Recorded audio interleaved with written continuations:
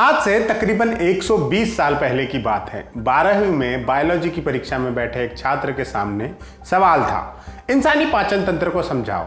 छात्र ने उत्तर तो लिखा, लेकिन साथ में कुछ और भी लिखा। महोदय, पाचन तंत्र के सवाल का ये मेरा अपाच्य उत्तर है, कृपया मुझे माफ करें। जैसे कि अपेक्षित था, छात्र फेल हुआ, और सिर्फ एक बार नहीं, कई बार। आगे जाकर यही छात्र भारत ही नहीं बल्कि दुनिया का महान गणितज्ञ बना। हम बात कर रहे हैं श्रीनिवास रामानुजन की, वो शख्स जो इन्फिनिटी को जानता था। आज 26 अप्रैल को उनकी बरसी है। इसी रोज साल 1920 में महज 32 साल की उम्र में उनका निधन हो गया था। इस मौके पर हमने सोचा कि उनकी जिंदगी से जुड़े कुछ दिलचस्प किस्से आपके साथ साझा किए जाएं।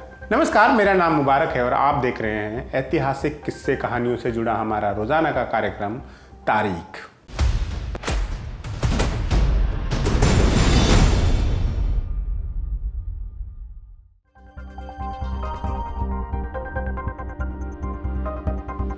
साल 1911 की बात है। रामानुजन के रिसर्च पेपर भारतीय जर्नल्स में छपने लगे थे, इसलिए उनका थोड़ा बहुत नाम होने लगा था। एक रोज चेन्नई में उनकी मुलाकात अपने एक पुराने दोस्त से हुई, जिसने मिलते ही उससे कहा, अरे तुम्हें तो सब जीनियस कहने लगे हैं। रामानुजन ने जवाब दिया, मेरी कोहनी देखो, तब तुम्हें असलियत पता चलेगी। दोस्त ने पाया कि रामानुजन की कोहनी की चमड़ी काली और मोटी हो चुकी है। रामानुजन ने कहा, दिन रात स्लेट पर लिखता हूँ, मिटाने के लिए बार बार कपड़ा इस्तेमाल करूँ तो टाइम खर्च होता है, इसलिए कोहनी से ही मिटा देता हूँ। मेरी कोहनी ही मुझे जीनियस बना रही है। इसके बाद रामानुजन के दोस्त ने पूछा, तब तो तुम्हें बहुत मेहनत करनी पड़ती होगी, लिखने के लिए स्लेट की बजाय कागज़ का इस्तेमाल क्यों नहीं करते? रामानुजन ने जवाब दिया, जब खाने तक की किल्लत हो, कागज़ खरीदने के पैसे कहाँ से आएंगे? कागज़ की कमी से जुड़ा एक किस्सा यूँ भी है कि रामानुजन को जब पेपर लिखने को मिलता था तो वो उस पर 2 बार लिखते थे। पहली बार काली या नीली स्याही से और दोबारा उसी के ऊपर लाल स्याही से। आज हमारे लिए कल्पना करना मुश्किल है कि पेपर की कमी जैसी कोई चीज़ भी हो सकती है, लेकिन रामानुजन के लिए ये बहुत बड़ा मसला था। इतना बड़ा कि जब वो ब्रिटेन गए और उन्हें रहने को कमरा मिला तो उनसे पूछा गया कि कमरा कैसा लगा। इस पर रामानुजन ने जवाब दिया, कमरे में रखे पेपर बहुत अच्छे हैं।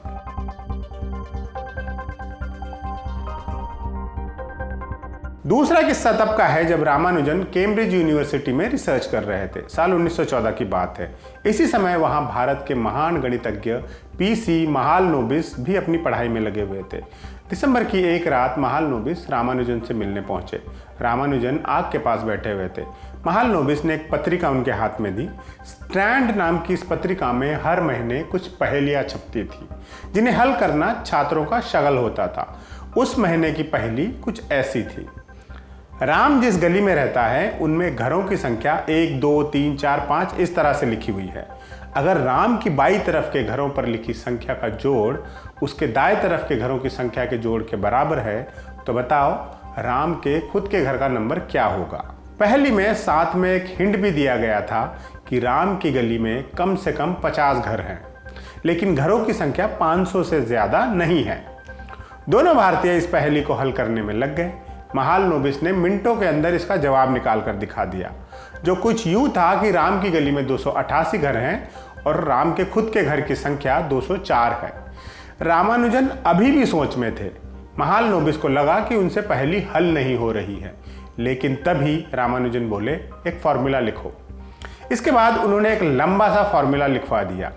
अंत में बोले, अगर पहेली में ये शर्त न होती कि घरों की संख्या 50 से 500 के बीच है, तो इस पहेली के और भी जवाब हो सकते हैं।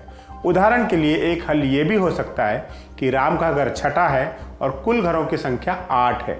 स्क्रीन पर आपको दिखाई दे रहा होगा कि 1 से लेकर 5 तक की संख्या का जोड़ 7 और 8 के जोड़ के बराबर होगा, यानी कि 15। यानी रामानुजन ने सिर्फ उसी पहेली का हल नहीं निकाला, बल्कि ऐसी सभी पहेलियों के लिए मन ही मन एक फॉर्मूला तैयार कर दिया था। महालनोबिस चकित थे। उन्होंने पूछा, तुमने ये किया कैसे?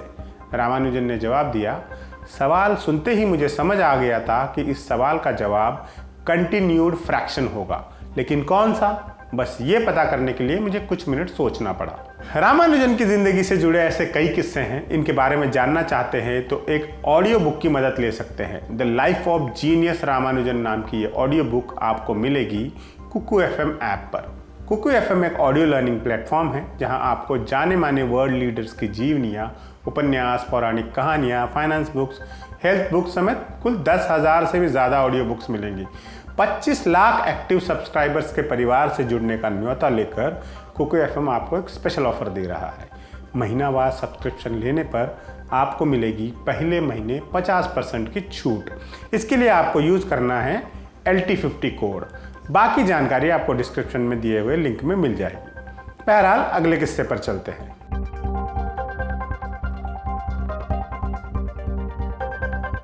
रामानुजन का एक दोस्त ज्ञानेश कैम्ब्रिज में ही पढ़ाई करता था। एक रोज रामानुजन को पता चला कि ज्ञानेश की शादी तय हो गई है। इस खुशी का जश्न मनाने के लिए रामानुजन ने ज्ञानेश और उसकी मंगेतर को अपने घर आमंत्रित किया। दोनों अपनी एक और महिला दोस्त को साथ लेकर वक्त पर डिनर के लिए पहुंच गए। रामानुजन अब तक कुछ बढ़िया दक्षिण भारतीय व्यंजन बनाना सीख गए थे।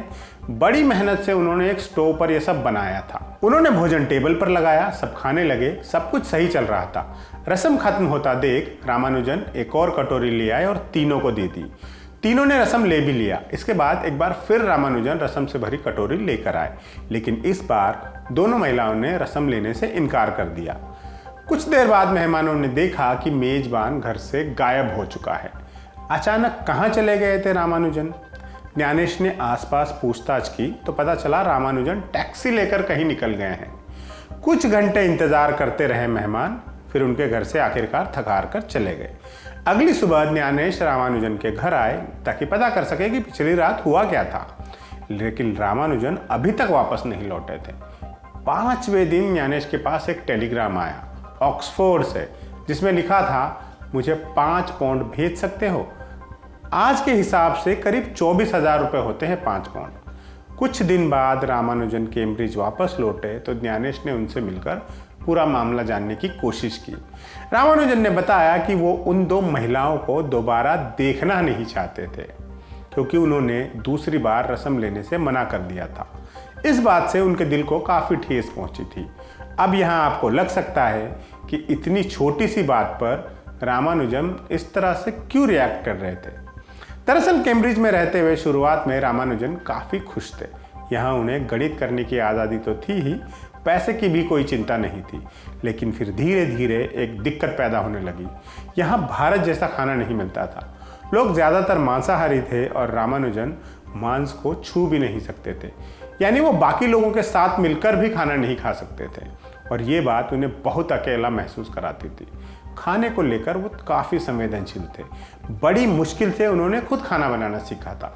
इसी वजह से शायद उस रोज़ रसम मना करने वाली बात रामानुजन को इतनी बुरी लगी थी। एक किस्सा ये भी है कि शुरुआत में रामानुजन कॉलेज के हॉस्टल से फ्राइड आलू जैसी चीज़ें मंगा लिया करते थे, लेकिन एक बार किसी ने उनसे मजाक में कह दिया कि उसे फ्राई करने के लिए जानवरों के फैट का इस्तेमाल होता है। तब से रामानुजन ने हॉस्टल से खाना मंगाना ही छोड़ दिया। एक छोटे से स्टोव पर वो अपना खाना खुद बनाते थे। वक्त की कमी के चलते वो सिर्फ एक वक्त का खाना बना पाते। आगे जाकर इसी चक्कर में उनकी तबीयत बिगड़ गई और यही उनकी मौत का कारण भी बनी।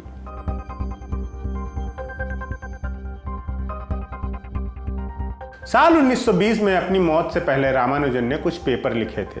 130 के लगभग ये पेपर तकरीबन 50 साल तक लंदन की एक लाइब्रेरी में धूल खाते रहे। फिर साल 1976 में पेंसिल्वेनिया स्टेट यूनिवर्सिटी के गणितज्ञ डॉक्टर जॉर्ज एंड्रूज की नज़र एक दिन अचानक उन पन्नों पर पड़ी और उन्होंने इनकी पड़ताल शुरू की। इन्हीं पन्नों के बारे में भौतिक विज्ञानी फ्रीमैन डायसन ने कहा था कि ये वो फूल है जो रामानुजन के बगीचे में पके हुए बीजों से उगे हैं। क्या था इन पन्नों में? साल 2012 में रामानुजन के 125वें जन्मोत्सव के मौके पर गणितज्ञों ने इन पन्नों को लेकर कुछ खुलासे किए। इन पन्नों में कुछ गणितीय समीकरण छिपे थे जिन्हें रामानुजन ने मॉक थीटा फंक्शंस का नाम दिया था।